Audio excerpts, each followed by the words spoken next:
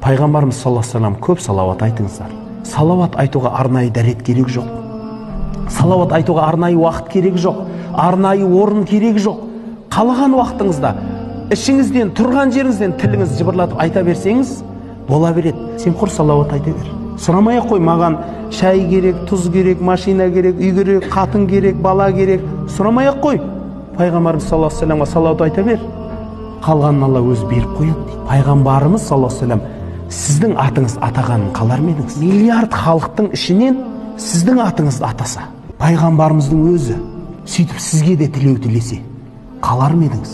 Ол оңай нәрсе. Пайғамбарымыз саллаллаху алейхи вассаламға салауат айтсаңыз, және содан әдетіңізді айырмасаңыз, және кімде-кім пайғамбарымыз саллаллаху алейхи вассаламға салауат айтса, о кісінің рухын қайтарып, пайғамбарымыз саллаллаху алейхи вассалам пәленше саған да деп сіздің де тілеуіңізді тілейді.